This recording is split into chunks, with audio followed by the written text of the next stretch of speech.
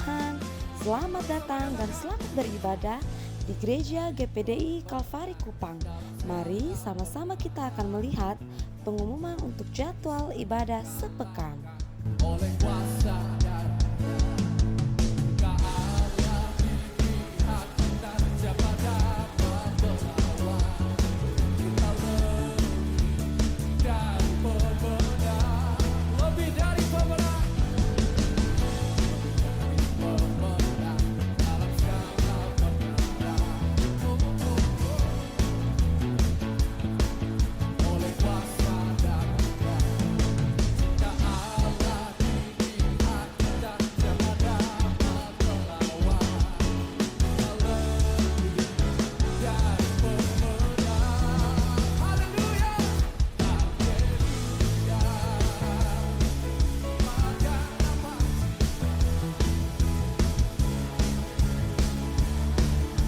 Kami juga mengucapkan selamat datang untuk para jemaat yang baru pertama kali bergabung di Gereja GPDI Kalvari Kupang. Sampai jumpa di ibadah-ibadah selanjutnya ya. Tuhan Yesus memberkati. GPDI Kalvari, sekali Yesus, tetap Yesus. Haleluya.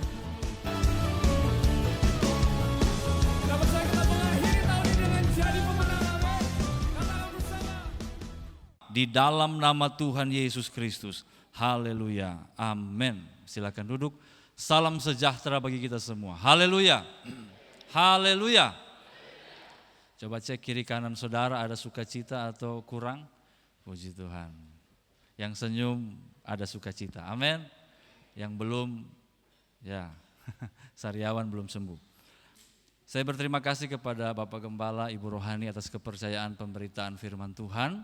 Kita sebentar lagi akan masuk sudah masuk sebenarnya dalam masa raya Paskah, menantikan peringatan Jumat Agung dan kebangkitan Yesus.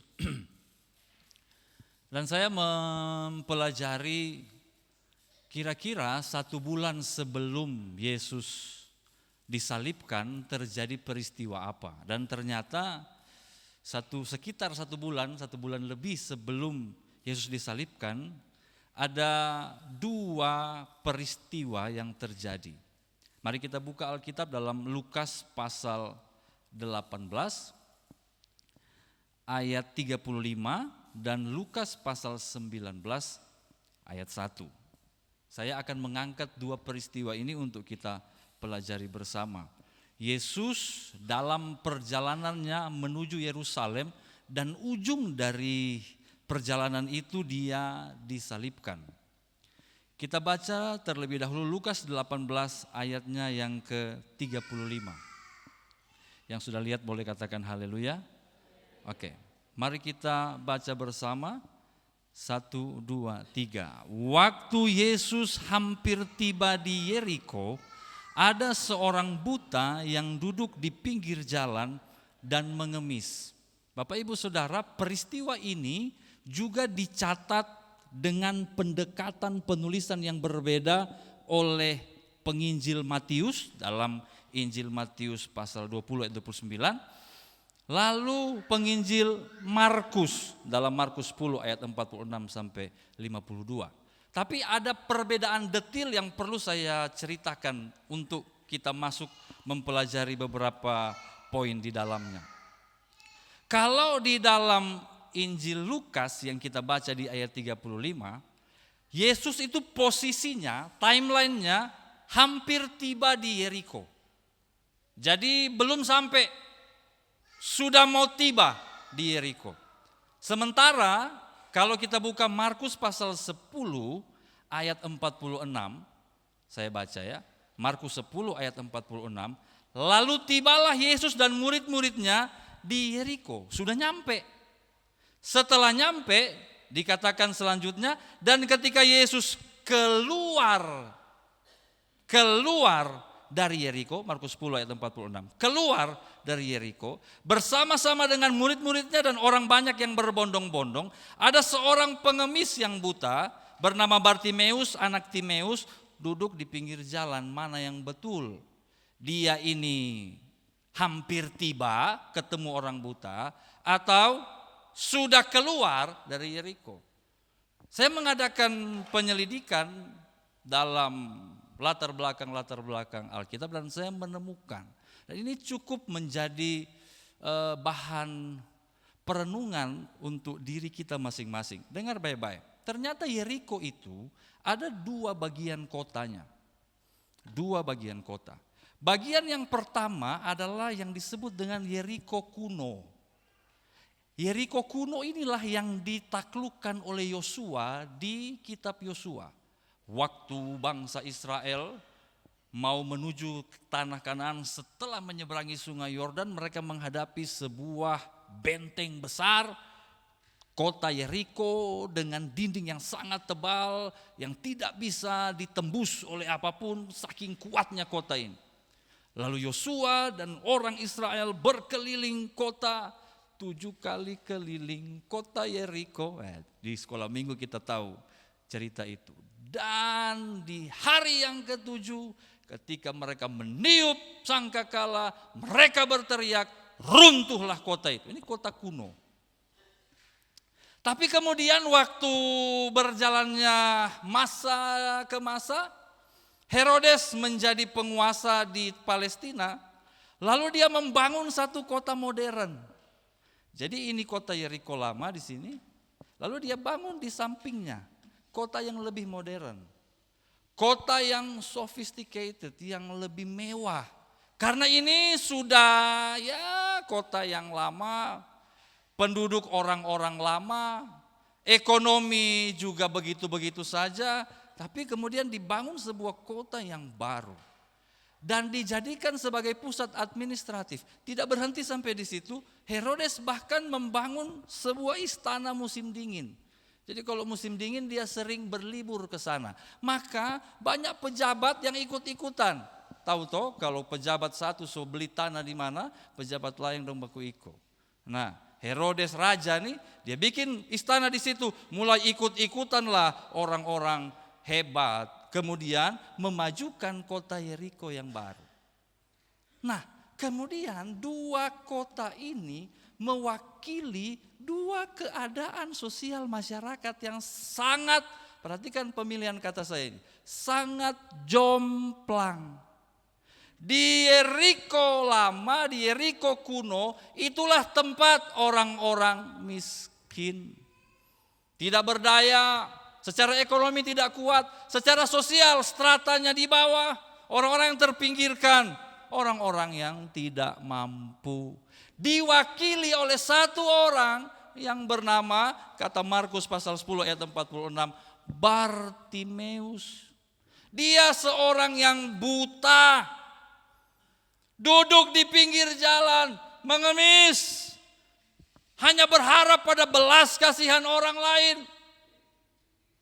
Dia tidak punya daya upaya apa-apa. Dan kalau saya pelajari kebutaan Bartimeus ini, hampir semua penafsir setuju bahwa ini adalah penyakit yang dianggap oleh masyarakat sekitarnya sebagai kutukan.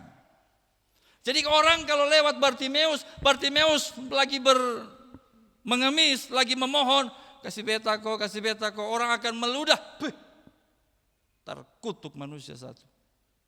Bayangkan keadaan Bartimeus tanpa daya.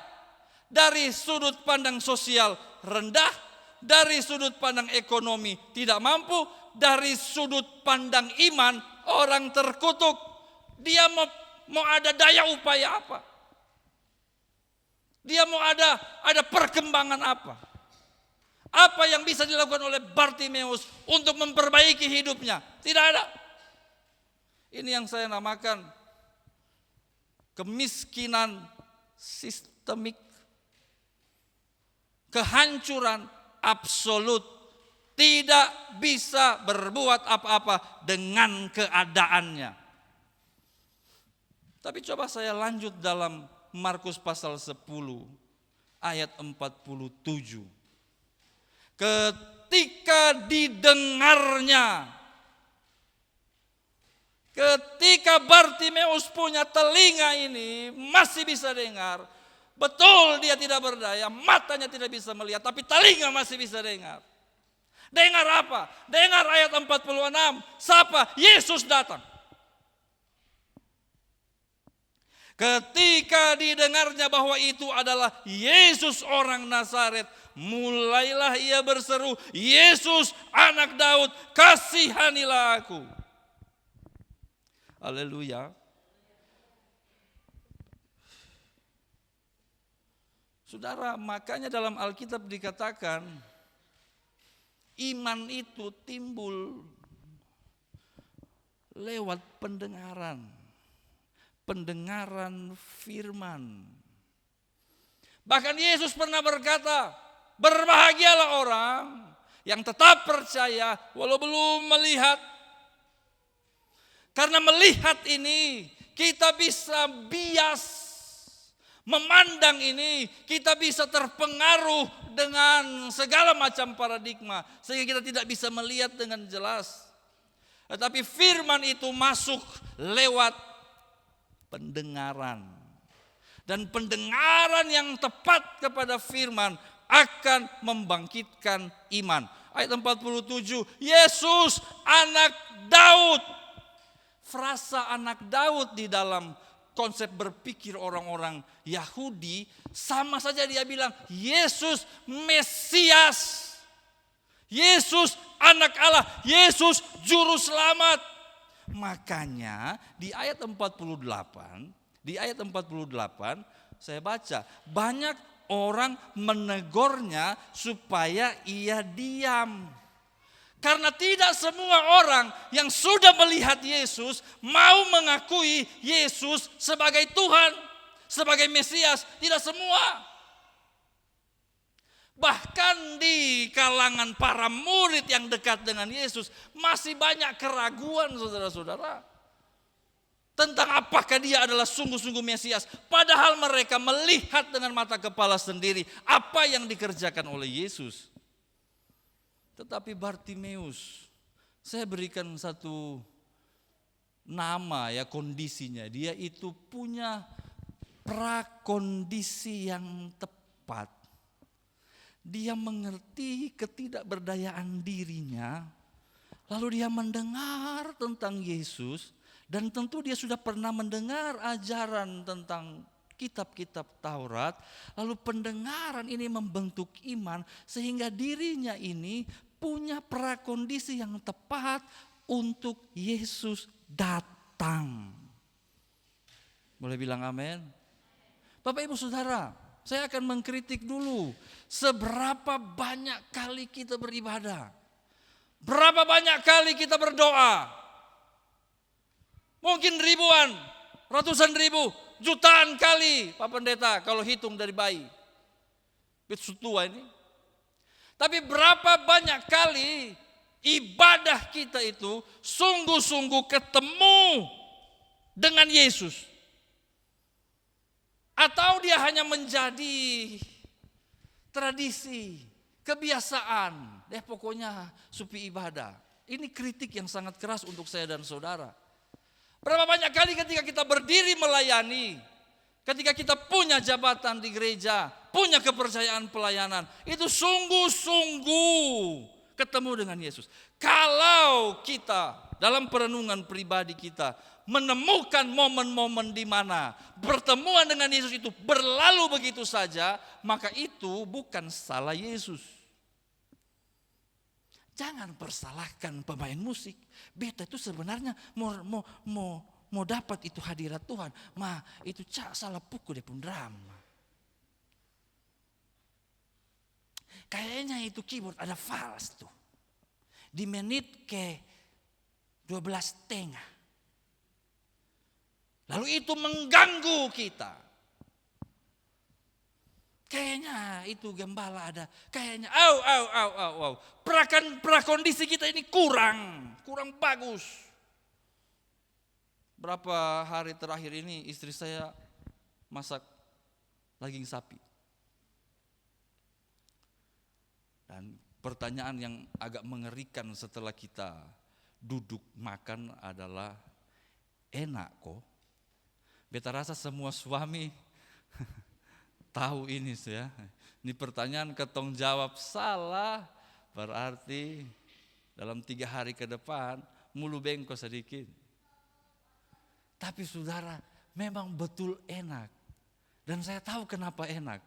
Itu di prakondisi sebelum dimasak, dimarinasi. Saya tidak tahu apakah di titi, I don't know. Tapi prakondisi menentukan.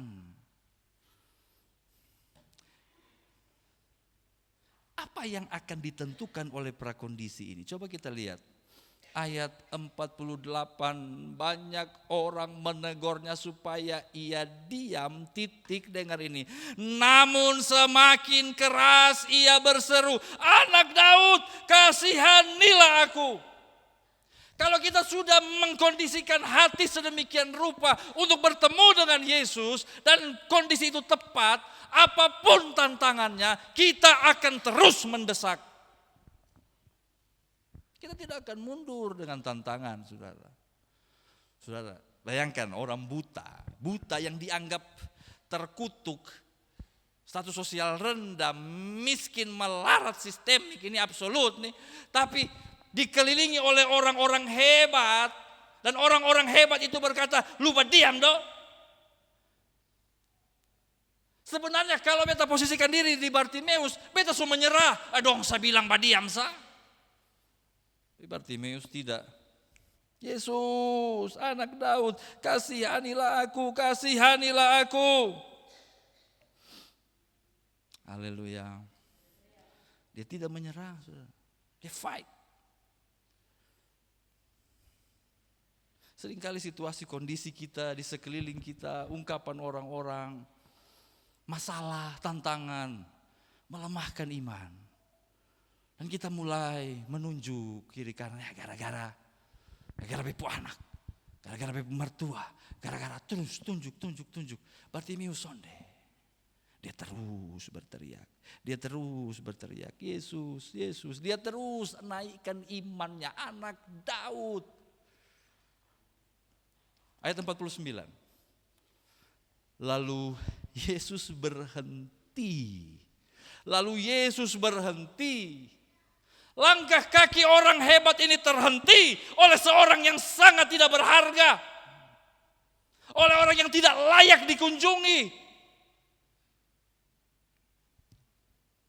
Saya pernah dengar khotbah dari ayat ini yang sangat menyentuh saya. Judulnya, menghentikan Yesus. Ketika Yesus mau berjalan, tapi Yesus bisa berhenti karena perhatiannya teralihkan oleh iman. Tuhan itu punya rencana. Tuhan itu punya timeline-nya. Tapi ketika dia mau lewat, ternyata kita bisa menghentikan langkah. Dan berhentinya Yesus itu akan mengerjakan sesuatu. Lalu Yesus berhenti dan berkata, panggillah dia. Mereka memanggil orang buta itu dan berkata kepadanya, perhatikan ini orang-orang munafik dong. Tadi dong bilang apa? Hush, berdiam lu. Tapi karena sekarang Yesus panggil, dong bilang apa? Kuatkan hatimu, berdirilah, ia memanggil engkau. Muna. Hati-hati deh orang. Di saat ketong ada bye-bye, semua dekat dan berkata, memang Tuhan berkati selalu. Di saat ketong terpuruk, dia, don cerita di belakang, dia bisa bilang, toh apa toh? Tuhan kutuk dia toh. Hati-hati dengan bibir orang, saudara. Kuatkan hatimu, berdirilah, ia memanggil engkau. Ayat 50. Lalu ia menanggalkan jubahnya, ia segera berdiri dan pergi mendapatkan Yesus. Beta tidak tega menirukan adegan ini, saudara. Berdiri, pergi mendapatkan itu segera, in rush, cepat-cepat. Wih, ini berapa kali tatoki ini, orang buta ini. Saya tidak tega menirukan adegan itu. Petuk. Tapi karena kondisinya sudah tepat, dia tidak menyerah, dia maju terus. Ayat 51. Tanya Yesus kepadanya, apa yang kau kehendaki supaya aku perbuat bagimu? Yesus pakai tanya, lu mau apa? Beta bikin apa? Jawab orang buta itu, Rabuni, ya guru, supaya aku dapat melihat. Sama-sama kita baca ayat 52 Bapak Ibu. 1, 2, 3. Lalu kata Yesus kepadanya, pergilah, imanmu telah menyelamatkan engkau. Pada saat itu juga melihatlah ia. Lalu ia mengikuti Yesus dalam perjalanan. Rupanya penulis Injil Markus, si penginjil Markus ini rupanya mengenal Bartimeus. Makanya hanya Markus yang menulis si orang buta ini dengan nama Bartimeus. Rupanya di gereja mula-mula memang ada dia ini. Dan ketika Markus menulis Injil ini, sekaligus membuktikan bahwa itu Bartimeus. Ada dia. Dialah orang yang buta pada masa itu. Tapi ketika bertemu dengan Yesus, dengan kondisi yang tepat, mujizat terjadi. Orang tanya, siapa dia pun nama? Bartimeus, belum mati, sana dia. Mujizat itu nyata, saudara. Haleluya. Tapi dalam teks ini, dia butuh prakondisi. Saya tidak tahu mujizat apa yang kita sementara dambakan dan harapkan. Saya nggak tahu. Masing-masing kita punya cita-cita harapan sendiri. Pergumulan masing-masing. Tapi saya mau bilang, kalau ingin terjadi sesuatu dalam hidupmu, kondisikan yang terbaik dalam hatimu. Seperti Bartimeus. Boleh bilang amin? Mungkin ada yang bertanya dalam hati, kok memangnya kalau tidak terkondisikan betul bepu hati, emangnya kenapa? Batal itu mujizat. Ada satu ayat yang baru saya catat tadi. Ayat yang sangat terkenal sebenarnya. Mari kita buka Markus pasal 6. Markus pasal 6. Ayat 1 sampai 6. Lihat saja nanti saya yang cerita. Ayat 1, Yesus yang sama di tadi pasal 10. Yesus yang sama, bukan Yesus yang berbeda. Berangkatlah dari situ dan tiba di tempat asalnya, di Nazaret. Dia pergi bukan di Yeriko, di Nazaret. Dia pun kampung. Ayat 2, pada hari Sabat ia mulai mengajar. Oh, ada firman, ada kebenaran. Orang-orang takjub. Dan mereka berkata, nah, bukannya mengkondisikan diri, ketemu dengan Yesus, ketemu firman, kondisi yang tepat, malah bagosip. Dari mana dia bisa mengajar? Hikmat apa pula yang diberikan kepadanya? Mujizat-mujizat yang demikian bagaimana dia bisa bikin? Ini susah ini. Bukannya mengkondisikan hati dengan benar, malah bagosip. Pernah ada satu pengalaman, ada ibu-ibu bentrok di gereja. Kemudian para pelayan itu ngobrol-ngobrol dengan saya, lalu saya tanya, bagaimana bisa ada ibu-ibu bisa berkelahi di gereja? Berkelahi itu di ring, di tempat tinju itu berkelahi. Kalau di gereja kayaknya harusnya berdamai, katakan amin. Saya lihat kiri kanan, kalau dia senyum dia suka damai dia. Nah, puji Tuhan. Nah kan kalau di gereja kan senyum, kok bisa berkelahi? Begini Pak Pendeta, dong pun berkelahi itu dimulai dari habis ibadah.